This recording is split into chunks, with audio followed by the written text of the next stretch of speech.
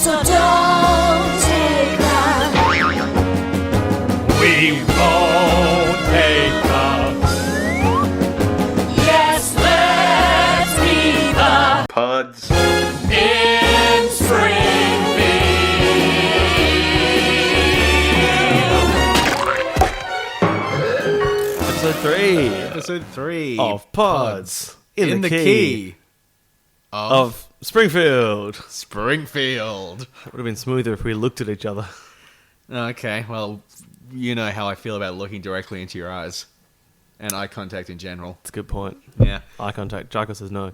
So today, on this episode of Pods in the Key, etc., we are looking at episodes 4 and 5. There's No Disgrace Like Home and Bart the General. Bart le General. Yes. Le Bart du General. Alright, so there's No Disgrace Like Home. That's the...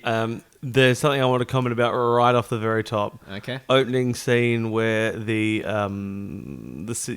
panning through the city before you get to the chalkboard gag. Yep. There's a sign that says semi-painless dentistry. I don't know. I don't think I noticed it in the second or the third episode, but I noticed it in the fourth, and I was happy. Semi-painless. Semi-painless. That is, do you think Dr. Colossus maybe got his start there? Ooh, we're getting on super early to the Colossus train. I don't have that much Colossus material this week. Oh, shit, okay. So, I don't know, you gotta find it, you gotta make do with what you have, really, and because we're so convinced that he plays a major part in the formative episodes of this show, well before he actually makes his appearance. Anyway, let's talk about There's No Disgrace Like Home. Okay. So, this is the episode where they go to a function at Mr. Burns' manor. The Simpsons, the family fucks everything up in Homer's eyes. Homer gets very angry, and eventually they all electrocute each other and possibly die. So, Yeah. this starts off, what's the chalkboard gag on this one? I will not burp in class, which there's a lot of burping in this episode, so that's a little, There is. little it's not really meta commentary, but there's, they establish early on Did that... you just call me Terry? I don't think I did, but they Did you established just say- early on... Did you just say it's not a meta comment, Terry? Fucking hell. Anyway, they establish burping early on as this sort of a transgressive action, which I think is very important. So, it starts with a fight between Bart and Lisa over who loves Homer more, and then the gag turns out to be that they're each arguing that the other person loves Homer more. And you see something like this, and you start to think, no wonder Homer is out there killing people every night, which I think is now firmly established as fact. I would agree. He's getting no love and support from home. At least in this this first season. So they all go off to Mr. Burns' manor. This is the first time we see where Mr. Burns lives. That's true. The whole thing about gelatin early on, where they take the gelatin to the party and there's already a lot of gelatin there, I feel like gelatin is a very, at this point, outdated dessert item. I remember gelatin was a big thing in like the 70s, I want to say. Yeah, there was lots of gelatin stuff. And the thing is, if you ever look through old cookbooks, which is something I do surprisingly often, anything to do with gelatin in an old cookbook is pretty much fucked. Yeah. Like, you get things like, those big ring cake molds? It'll be like a mushroom mousse in one of those cake molds, but before you put the mushroom mousse in, you put like an inch thick layer of gelatin with like bits of flaked salmon in it or something like that, so that when you turn it out, you've got like a crown of bits of salmon floating in clear gelatin with a big foundation of mushroom mousse under it. All those desserts are stupid. Marge didn't do that. She put marshmallows inside jelly, which, I mean, George likes the bananas on the side. Yes, exactly. Did you ever watch Mushroom Moose as a kid, by the way? Mushroom mousse. Yeah. Was that the dessert-based spin-off of Rocky Road? No, wait, Rocky Road and Bullwinkle. That's the joke I tried to make. Fuck. Anyway, they go to Burns' manor. Fuck. There's a frame of animation that we both notice in this when they're panning across the party, and there are two kids on a little path running, but they're not really running. They're just vibrating on the spot. Yeah, it's super weird. What do you think's going on there? I'm thinking something's going on. This isn't normal behavior by any means. Can I suggest Colossus has them trapped in a time bubble? Okay, I was thinking maybe Colossus, but also this seems more Frankian than Colossus. Frankian? Yeah. Far I think out. maybe Frank is getting involved at this point. Another character we haven't seen yet.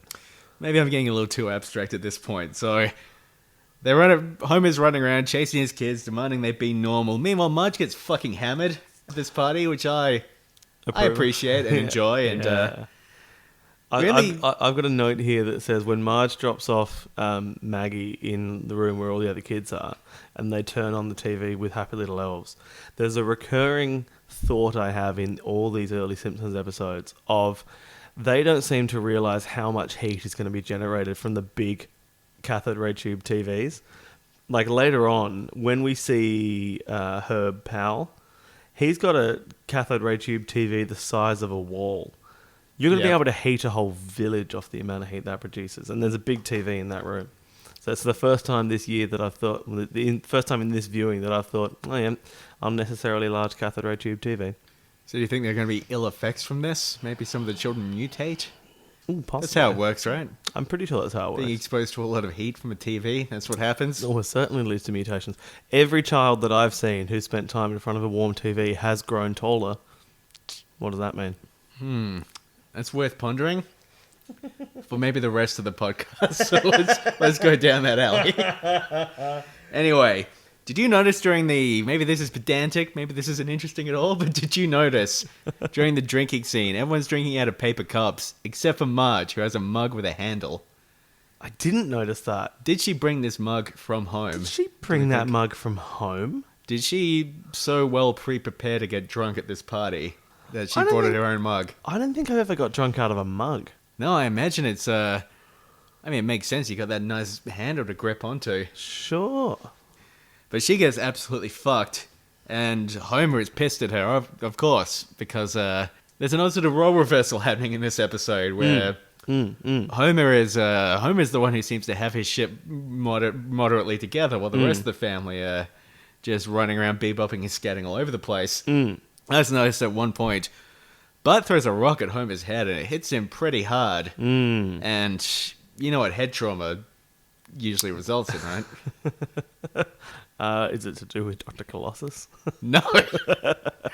No, head trauma. If you have head trauma, it can lead to killing down the track, according to cool. It's one that other podcast we listened to. It's one of the 3 signs that they talk about on My Favorite Murder. Yeah, so also at this party, we have the sack race. You want to talk about that for a bit? When was the last time you did a potato sack race? Oh, this morning.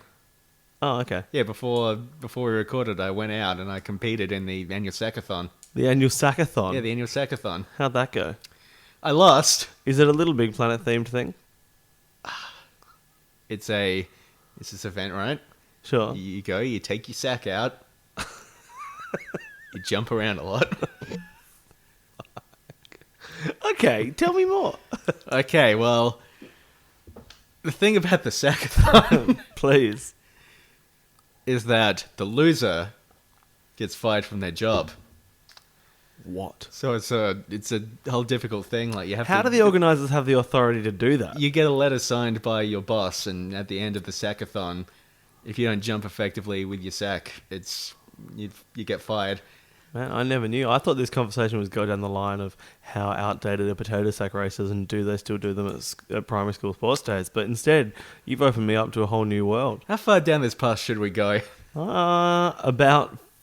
Let's scoot back, I think. Yeah, let's go less far down than we've already gone. Let's get to my life-ruining moment from this episode. As I've established in the first 2 episodes, which hopefully you've listened to at least 5 times by now to get all the secret hidden messages we included in them. There's a ongoing theme here where The Simpsons has imprinted itself on me so heavily that it has ruined my relationships with certain words and things and people and just my ability to function in everyday society. And you're okay. In this one, it is the way Mr. Burns says yes when... Yes. Yeah, are you ready, Mr. Burns? Yes. You set, Mr. Burns. Yes. Go, Mr. Burns. Yes. So... And I have an odd relationship with the word yes now. Yeah. Because of this episode. And it comes back again later. When Burns takes over all the TV stations. What? Home already? Yes. Yes. What? So soon? Yes. That's the one. Which You know how a lot of people tell you should say yes to things, you should say yes to life? I can't say yes to life because my concept of the word yes is so tied into this bitter old twisted man. Yes. So The Simpsons has fucked me in this way. My favourite line, we're about to scoot past it, so I'm going to put my favourite line in now because that's where it is. If you want to do your favourite line later, that's fine. I respect that. My favourite line is when the band is playing and Burns yells, "Cease that infernal tootling." Cease that infernal tootling. You are big on tootling in general. A huge fan of it. I've got a friend of mine who she is a trombone player in an orchestra. Hello, if you're listening. I probably aren't. And I constantly refer to what she does, which is, orchestral brass playing, as tootling. Why do you have such a respect issue with your musician friends, Nick? Really backed me into a corner there, Jackal. Anyway, soon in this episode, Mr. Burns, he threatens to release the hounds on everyone within 10 minutes if they don't get out of there. First releasing of the hounds. And I'd like to talk about these hounds. Do these hounds kill people if they catch them? Is that what's implied by the series at large? Do I need to update my death toll? Remember in episode 1 I said I was going to keep a death toll and then have done nothing of the sort? Yeah, what's it up to by now? Like 57? 57? That's really high. Yeah. And I know you've been keeping very specific notes. Oh yeah, I've got a tally of both the death count and of how many days until I'm out of this cell. The only two things that people use tallies for. Shortly after this, Homer imagines his family as a family of demonic ghouls of some kind, driving the car with them into hell. Sure. He says there's something really wrong with this man that nobody is addressing within the show, I feel. Even when they go to therapy later in the episode. I mean, nobody calls the police. The police do come after him at one point, but there's something really going on here. I don't think it's normal to think of your family like that. Are you suggesting that not only has he got head trauma, but he's also got some like psychological abnormalities? He's having delusions. He's having delusionary visions. I think without a doubt he's having delusions. I think there's some really... I hope things turn out okay for Homer. Yeah, well, I think the season, maybe you remember this better than I do, but I think the season probably ends in him killing his family. Sorry, I just looked over at your notebook and saw one of your notes. The top one on that page. Yeah. It's wonderful. Well, we'll get to that eventually. This is a non-visual podcast. Yes. So, soon Homer is praying to God at the dinner table, asking why God has cursed him with this family. And I feel like the role reversal in this episode is really weird and consistent throughout the whole thing, and Homer doesn't act like this in any other episode. No. Maybe in the entire show. And Marge gets dulled down to basically nothing throughout the whole thing. Yeah. So this is It's very early to be flipping the characters that extreme, isn't it? It's only episode 4. And then that scene where they go to the different houses, and they're looking in the windows, and that old man comes out with the shotgun, and he fires it at them, and maybe he hits one of them, and they're falling to the ground. 58. 58? That's I've just updated my death count. Okay. So do you think there's any possibility...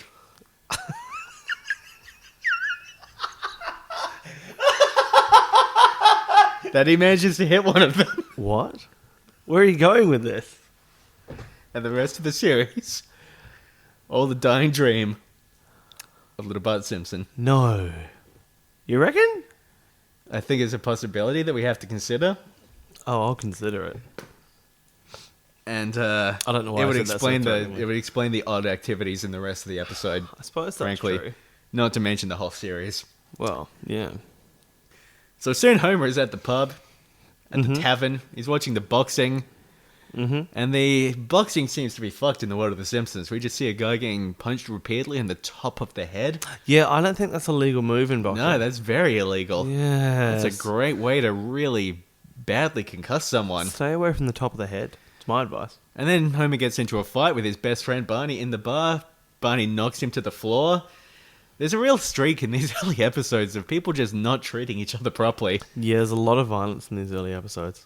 which I guess is meant to be contrasted against them looking in the houses and seeing all the people who are meant to represent the traditional sitcom family Yeah, I that suppose The so. Simpsons is subverting, except for the one family with the shotgun, so maybe it doesn't actually go that far. You know, it's always annoyed me in that scene where I know I'm skipping back, but in the scene where they go around looking at through all the windows, it annoys me that none of them realise that they've approached their own house.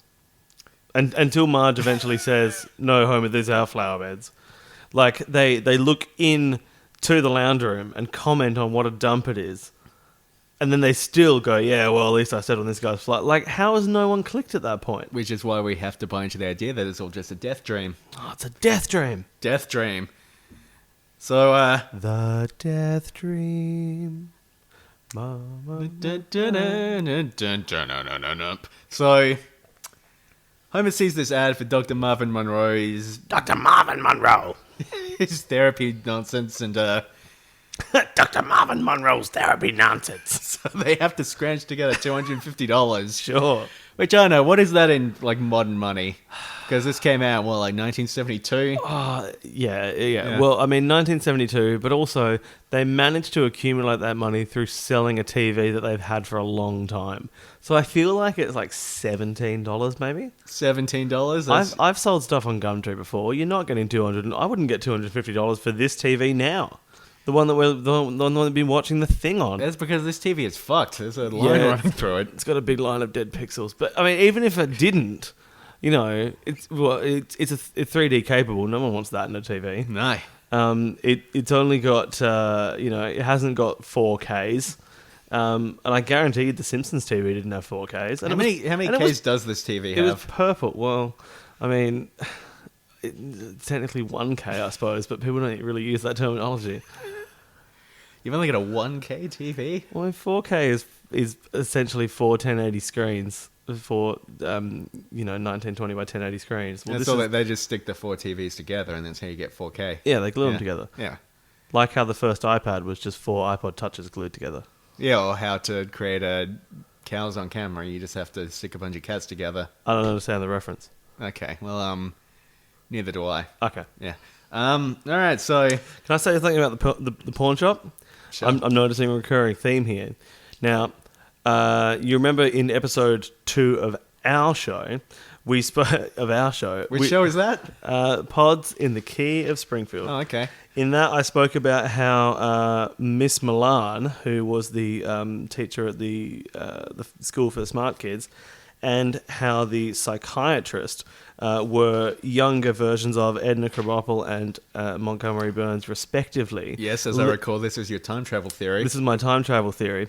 It's becoming more than a time travel theory, but I haven't quite put my finger on it yet, because I maintain that the cashier at the pawn shop where they go to sell the TV, that's PAWN for all you listeners playing along at home, same voice as Herman, same colour hair as Herman. It's a younger Herman. But I don't think that the younger Krabappel and Burns and Herman are the time travellers. How else can you explain the Simpsons remaining the same ages for like 26 years or whatever they're up to Wait now? a minute. They are the time travellers. Did the Simpsons maintain their age throughout the whole series? I think so. Oh, sorry, apart from the Michael Jackson birthday episode. You just blew my mind.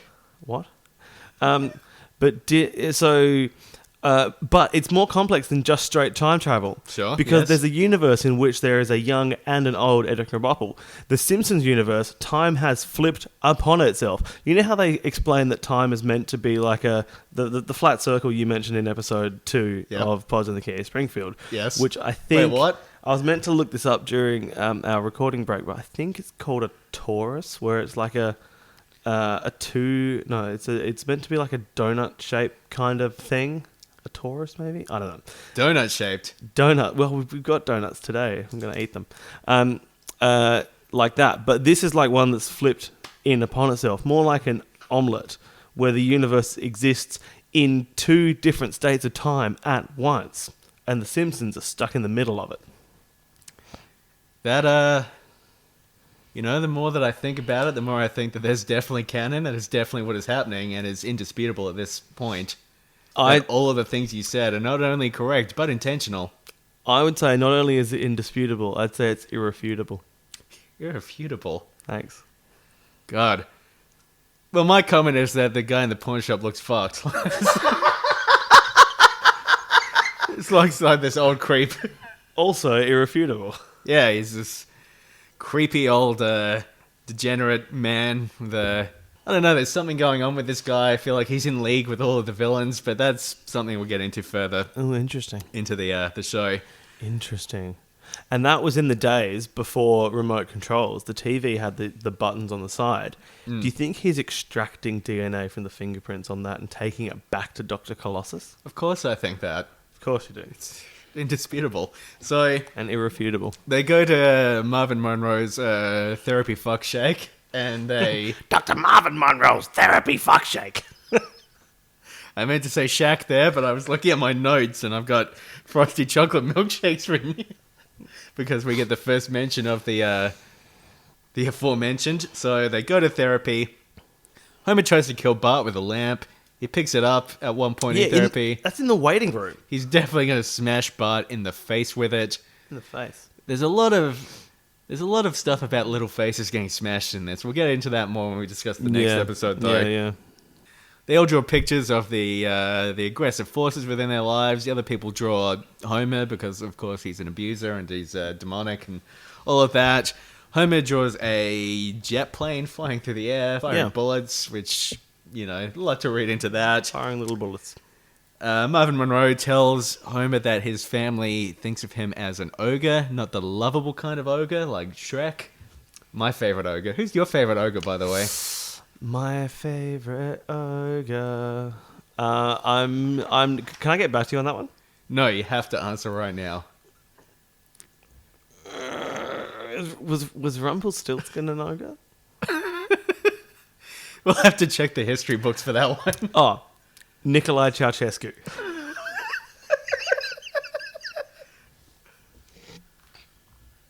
Anyway, my favorite scene. Sure. I didn't really have a favorite line in this episode, Yeah. but my favorite scene is when they're hitting each other with the paddles. Yeah, I've got The some foam paddles. Yep. And Bart realizes he can do more damage by taking the foam off of his, and he just wails on Marvin Monroe, just beats the shit out of him, probably cripples him. I would imagine so. Maybe hurts him so badly that he develops an infection and later dies, which is supported by the show, I think. 59. Yep, absolutely. I've got something to say about the mallet thing. So he refers to it as a kind of therapy where it's useful to take your aggression out. Yep. Now, I'd like to refer you to a psychological experiment. Of course you would. Known colloquially as the hot sauce experiments. So there was a situation in which it was one of those, complex things where the people who were being tested didn't know what they were being tested for because it was all blinded and things like that. They were put into a situation where through a long narrative, I think they had an exam that they had to work in teams for or something like that to get a good result. And then they were all told that their teammate had purposely done something to screw them over. Yeah. And then some of the groups were told to, sit here at this desk in an empty room, focus on your anger for 5 or 10 minutes or whatever it was. And some groups were told to go into a room and not focus on their anger, to actively try to think about something else. Then they came back and with a measure. This sounds really stupid, but they came back with a measuring jug and a bottle of hot chili sauce. And they were like, right, we've come up with this thing where because we can prove that your teammate screwed you over, as a punishment, you can decide how much of this hot sauce they have to drink as a punishment. The people who are told to focus on their anger and, squeeze a stress ball or something like that, uniformly gave much, much more hot sauce for the enemy to drink, as opposed to the people who hadn't been focusing on their anger. By then, they'd given it up. So I'm disputing the effectiveness of Marvin Monroe's theory that if you hit your family members with mallets, you will become less aggressive towards them. You will focus on it, you will hold on to it for longer. I don't agree with his methods. So you don't think beating your children with a mallet is a good way of working out aggression? Well, I mean, I wasn't expecting you to reduce it into such. into such black and white terms. This hot sauce experiment, I'm going to assume they didn't actually make anyone drink the hot sauce. No, they didn't make anyone drink the hot sauce. I mean, these fucking experiments, like, who's stupid enough to think they're actually going to force the other person to drink this hot sauce? Oh, yeah, but who knows what's going on, really? Like, if a scientist walks in and says, oh, you're free to fill up this pitcher with hot sauce and they have to drink the whole thing, like, that's not going to fucking happen. What planet are you on? I know for a fact that you have an ethics committee to run past. Who runs the ethics committee? Frank? It's a good hot sauce joke. Yeah, that's pretty good. All right, here you get a box of nails. You get to pick how many they have to hammer into their own dick. It's ludicrous. Oh god. And then what happens? Well, they have to pour the hot sauce over it. So anyway, they hook the family into electric chairs. They all electrocute each other. They keep electrocuting the baby. Yep. I've got issues with that as well. Yeah, hooking a baby up to electrodes. I mean, it'll work in the short term. The baby will be better behaved. It will. Yeah. Yeah. I mean, that's proven by science, and that's just a good fact to know. I mean, I've always said if you've got a problem with an infant that keeps, running around the room, Yeah. send a couple of 1,000 volts through it. It doesn't move very much after that. Yeah, but only do it once, It's unfair on the baby. Yeah, I wouldn't. I mean, I'd give them a chance to fight back as well, which, to be fair, they did do with Maggie. And Nick, little side note, do we need to give a disclaimer maybe that people shouldn't electrocute their babies? Oh, look, I wouldn't have thought so. Okay, do you think people can just figure out that they shouldn't do that and we don't mean it? I reckon it's pretty obvious that we're joking. Okay. We should stop taking this sidebar, get back to the podcast. Okay, should we get back to the podcast? Yeah, I think so. Okay, cool, thanks. All right. All right, sorry about that, everyone. So Who were those guys? they all get electrocuted. Was that our legal team? Aren't you our legal team? I wouldn't have thought so. So they get electrocuted. Maybe they all die. Hard to say.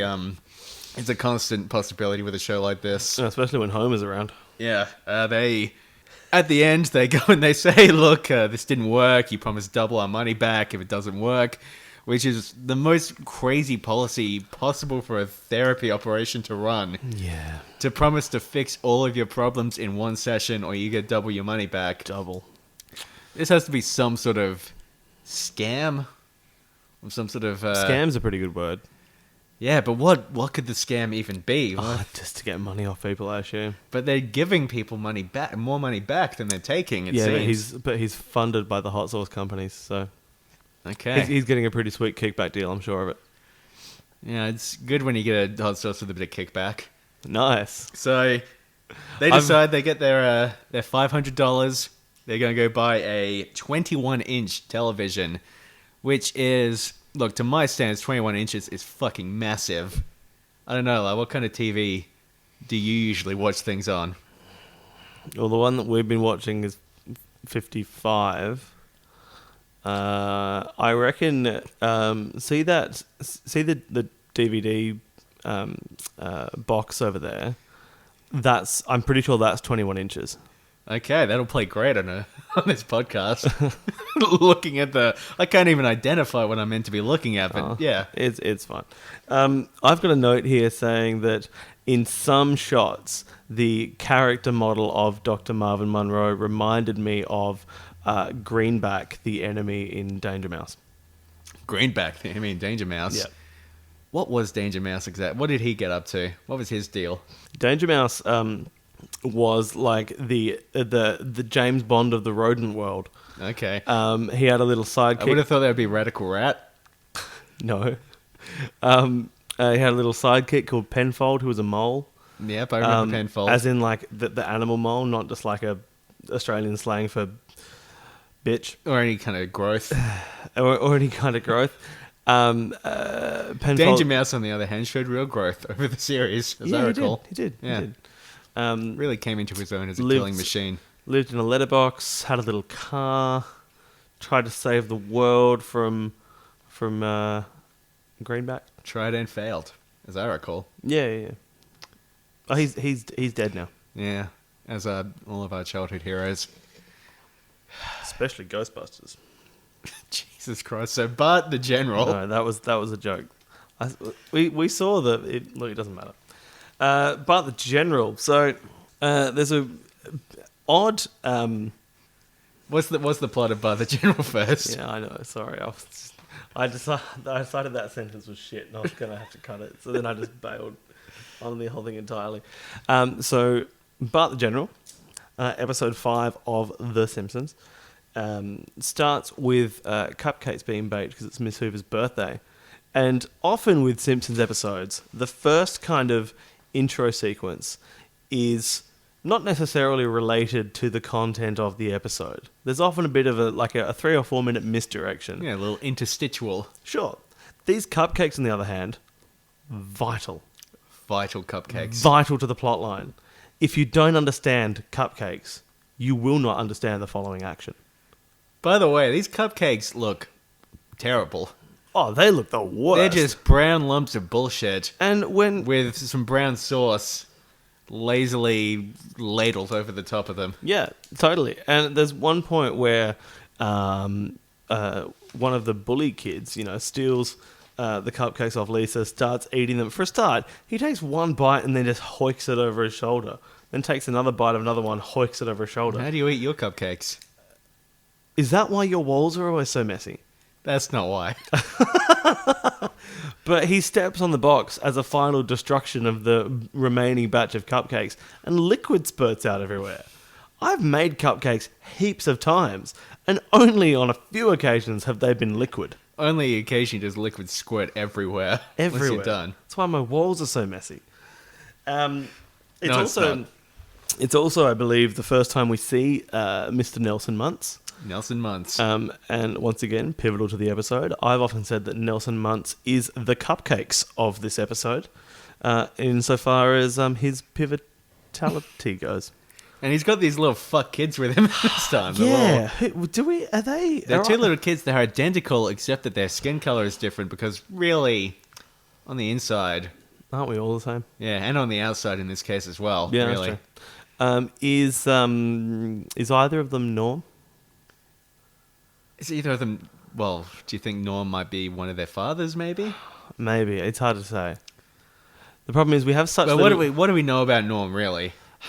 Well, we know that he's got a kid Yep. at Springfield Elementary, and we know that Homer knows him. And we know that he's capable of minding Homer's galoshes, as per dialogue in the first episode. Yes. Yes. Is he some kind of shoe store owner? I think it's a possibility.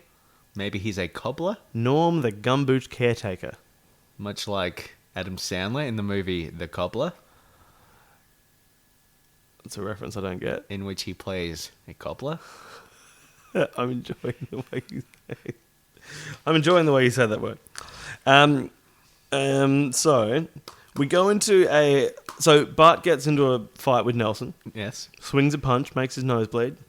Well, he's fighting the other kid, but Nelson tries to Oh, pull him yes. away. Yes, that's true.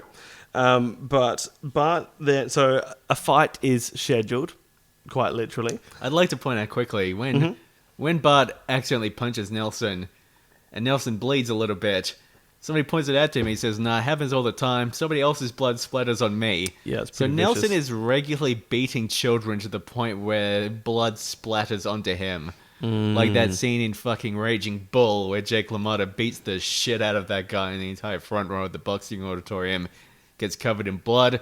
And then Jake says, "You ain't pretty no more." That's a good movie. I haven't seen any movies. I'm well aware. Yeah, you're aware. That was for the home audience. So then there's a dream sequence where Bart envisages his own death, which is further proof in my book that the therapy of Dr. Marvin Monroe from the previous episode didn't work, because I don't think it's healthy for a 10-year-old to be envisioning their own death. Both of the sort of dream sequences he has here, even in his dreams, he's a sort of pathetic figure. He's being chased, nothing he's doing is working. He gets brutally fucking murdered. Brutally. Even in his Absolutely dreams, and brutally. then Nelson comes along and steals the cupcake left behind and continues to beat the shit out of his corpse. And going to your thing before about you foreshadowed, there's a lot of face violence. A damn lot of face violence. Principal Skinner in Bart's open casket funeral says the school nurse did such a wonderful job of reconstructing his little face. Which is, by the way, my favourite line of the episode. Oh, sorry, I didn't mean to steal it from you. It's quite alright. Just the use of the term little face is so fucking visceral. It's just the way it lays out the awful destructive power of this boy's fists. It's a really good point, isn't it? Also, like, obviously, I understand that the conceit was required for the joke, but how fucked are open casket funerals? Well, that one in particular. In particular, that He's got one. the little X's for eyes, as Yeah. we all do when we pass. Did they sew them like that? You think there's some sort of conspiracy happening at the mortician's office? Who do you think's behind it? Who do you think I think is behind it? Norman? Fuck. That would explain where he's been. One of my favourite things about that dream sequence is that because we're watching Bart's dream, Yep. what we've realised is Bart doesn't understand the impetus for the conflict. Because Bart dreams Lisa apologising, saying, if only I'd given you the cupcake, none of this would have happened. Well, for a start, Bart got a cupcake on the bus. For a second, the conflict that led to his untimely and very young and very brutal death was not as a result of Lisa refusing to give him a cupcake. It was the other kid that was stealing them off Lisa. So Bart doesn't understand what he's even dead for. Well, she also gives him a floor cupcake, one that fell on the floor of a fucking school bus. Well, that's I would true. imagine the possibility of him having fairly severe food poisoning is What if high. Wendell had been on that bus? Oh, God, I don't even want to think. Let's not.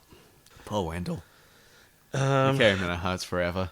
Then we have a little segment that I'm calling Bath Time Therapy with Marge. I mean, this is after Bart actually gets the shit beaten out of him. Oh, I was going to skip over that first fight scene. Oh, wait. I think you wanted to mention, because you made a noise and excitedly wrote a note down. Did you want to mention the first person punching? I did want to mention that. That's part of it. Bart gets punched 12 times in the face. His face rearranging slightly each time. The only I have on my note, Bart punched in the face 12 times. He's fucked. Which I think he is. But what really struck me is after that, they dump him in a trash can. Sure. And they roll him down the street. He rolls all the way home, whatever. That's a bit fanciful. But they roll him in this trash can. He is rolling right next to the road in this trash can. Ooh, There is yeah. nothing stopping him from just rolling into incoming traffic That's a good point. and getting fucking decimated. That's a good... Yeah, only 1/10 of him would be left. Yeah, the only reason that doesn't happen is because it's a cartoon, so it's only implied, so we know that there's a Are possibility. you saying this isn't real? Well, I think what we have to take into account is that maybe he does get killed while he's rolling home. And I'm not even going to do it again. Let's just keep going. So, Bath Time Therapy with Marge, where she lays out some very typically sitcom motherly advice about, you know, you have to stand up and do what's right and blah blah blah, and don't let the bullies win. Which is, you know, instantly subverted by what Homer says, which is, let's take you on a training spree to kill. Yeah, he literally says, I would rather Bart die than... At my own hands. Yeah, which I think is probably going to happen later in the season, if I'm reading things right. If I mean, on the character arcs that we are setting up, Homer will certainly kill everyone. See, with Homer, the way that he's an absolute dogfucker just changes on an episode-by-episode basis. In this one, his bad parenting is different from his bad parenting in the previous episode. That's a good point. We have to go back a few episodes. Like the first episode, he's a great dad in that episode. After that, it's patchy. Patchy at best. So then we get to the second fight. The thing I like about this, you may recall the conversation we had about the squeaky pork chop. Yes. And how the shot of Homer opening the bag only so it can fall out so that it can be squeezed by Rod or Todd or Schmod or Fod or whoever it was. Similar thing in the second fight. Bart rocks up wearing a red hat. Only so that he can choke it out later on. He's also been advised by Homer to go for the family jewels. The family continuing jewels. the theme of this show of testicular pain. for kids. Yeah. Game right in the family jewels. That little doozy has been a family trademark for generations. I like the implication here that the family has for years been sharing stories about hitting other people. It's an interesting point. In the balls. And also that Homer thinks that the Simpsons have a monopoly on punching people in the balls. Or kicking. Or just whatever, you know. It's inflicting force upon. Yeah, they like to injure people's dicks and balls. Sure. It's an ongoing family tradition, apparently. Absolutely. And then there's a bit of a chat with Grandpa Simpson. He recommends that Bart goes see Herman. Yep. Do we know if Herman is a war veteran or a war enthusiast? I believe the implication is that he's merely an enthusiast. Merely an because enthusiast. they think he lost his arm in the war, but it was actually just from sticking his arm out the window as a kid. And they're not going to let some one-armed guy go to war, are they? That's true. And Krabappel foreshadowed the appearance of a one-armed man who lost his I have a few notes on in a bus. on Grandpa, by the way. Okay. If we wind it back a bit, it's not really a wind back noise, but a few things. I really like the description when Bart arrives and he is told that Grandpa resides in the third dank room on the left. Yes, Good use of the word dank. In Grandpa's room, there is a picture frame with Bart's face in it. And did you notice this picture frame? No. Where the frame itself is fucking enormous and the picture of Bart is very small, which seems like the opposite of what an old man would need. So there's, it's a subversive show. It's subverting our expectations of picture frames. Perhaps he's a frame enthusiast. And if you notice that Jasper's model in this episode, his mouth is about a fucking meter below his nose, is buried in his beard. Yeah. I don't think Jasper has a chin. I think his mouth is just part of his beard. I think Jasper might be some sort of monstrous creation. I don't think he's an old man at all.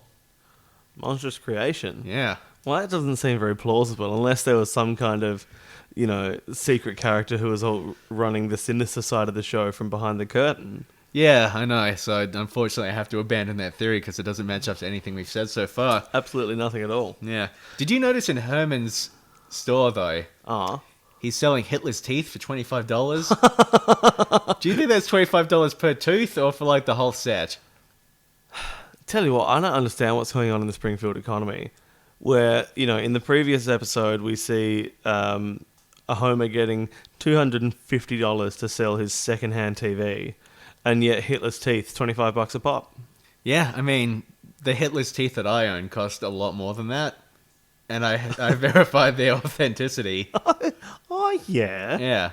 You just have to check Hitler's dental records.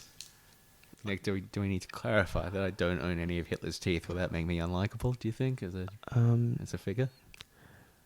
Should we clarify that perhaps you don't own any Nazi memorabilia?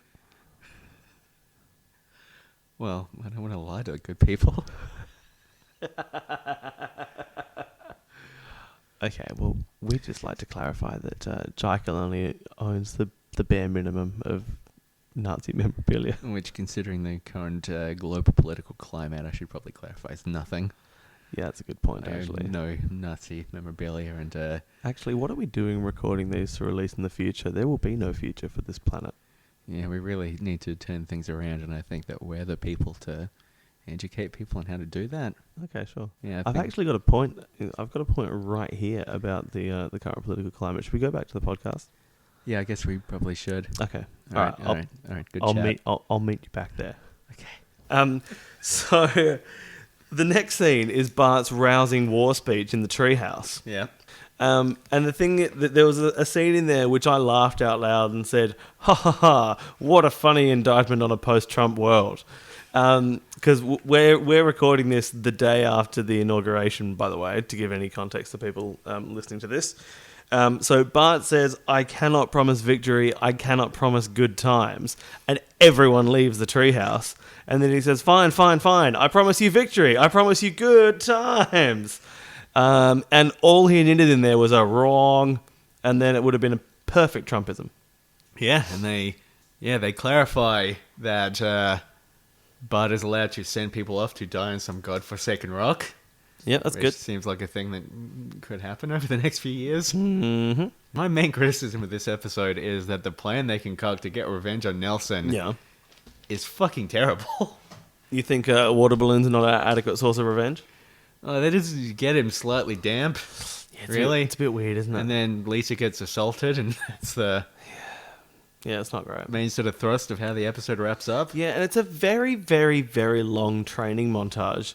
Yeah. Where they do, 4 cutbacks to like the marching squad doing their little call and response thing, and none of them are very funny. No, and the actions they take require very little in the way of physical fitness. Yeah, why are they doing so much training to hurl a water balloon? It's just, I don't know, maybe it's just a good practice to get into in general. Possibly. But the general, that is. That's why it's called. Oh. Yeah, because of the general concerns they have about their own fitness. Yeah, there we go. Well, I'm glad it all makes sense now. Yeah. So this, the episode, after, Lisa gets assaulted by that sailor and then punches him in the face. Sure. It ends, I noticed, with Nelson has to recognize Bart's right to exist, which is funny because do any of these characters exist, really? Well, I mean... Is there some sort of recognition of dream theory coming in? The thing I would say about it is that some of the characters exist, and some of the characters exist twice. Yep.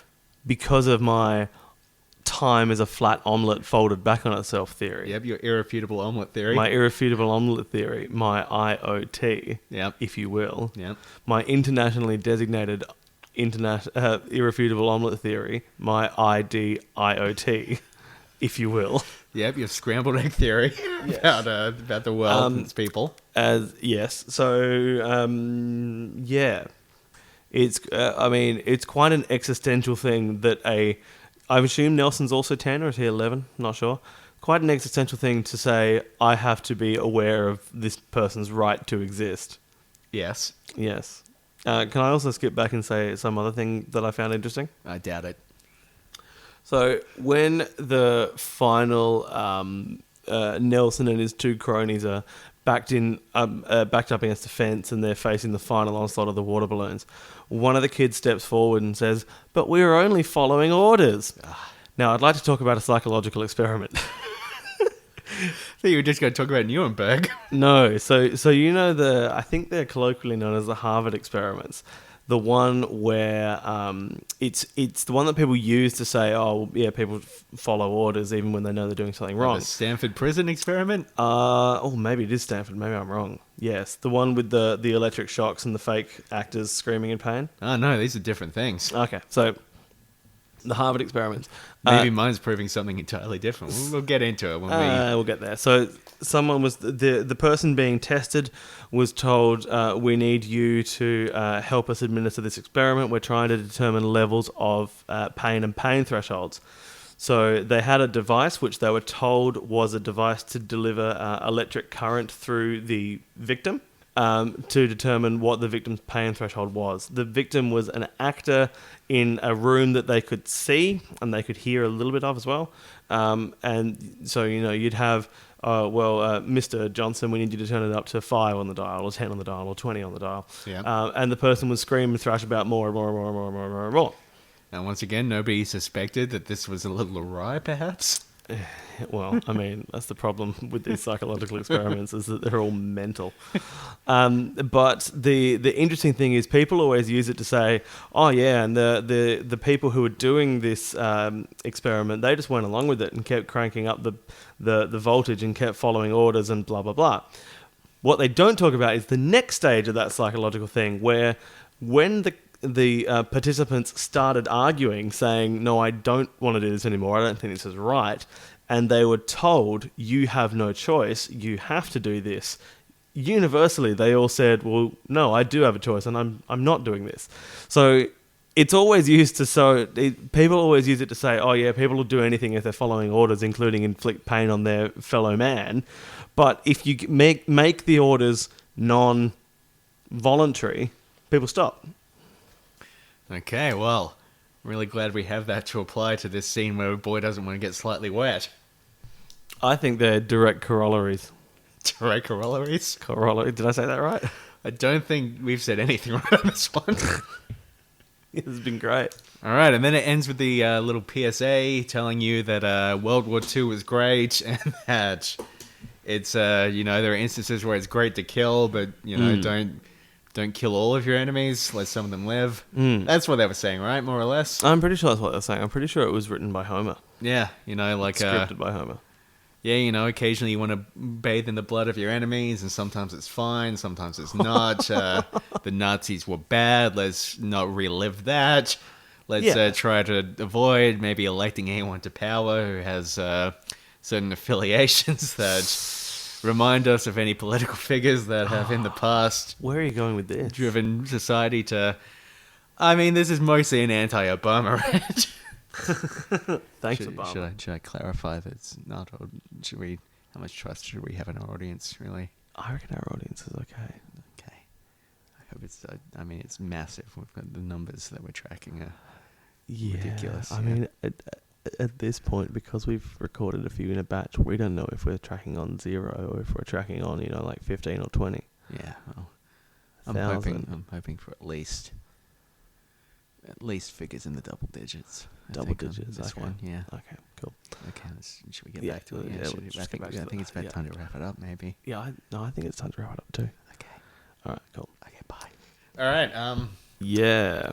Yeah. All right, well, that's probably it for this episode. We've run through our 2 episodes. Yep. We've finished disc 1 of season 1. Yes, we have. So it'll be on to disc 2 and whatever's on disc 2. I think we get to... Is it Moaning Lisa is next? I'm not going to say yes or no. It's easily verifiable information that I don't have to hand. Well, I'm sure, if listening to podcasts has taught me anything, it's that when people get minor details wrong, the audience of those podcasts are never really bothered by it. If anyone is bothered by the fact that I got a minor detail wrong, can you not talk to me about it on Twitter, please? Thanks. Are we doing this whole thing again? Anyway, so find us on Twitter. I am Jickle, Jickle. I'm Nick Ibis. And at some point I will set up a Twitter account for this. this podcast. Probably, unless nobody listens, in which case maybe I won't. We'll see. Maybe.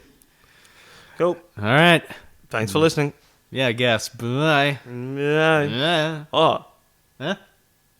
noodles. What noodles? Oh, yeah. Woozle Wazzle. It's not good. In Springfield.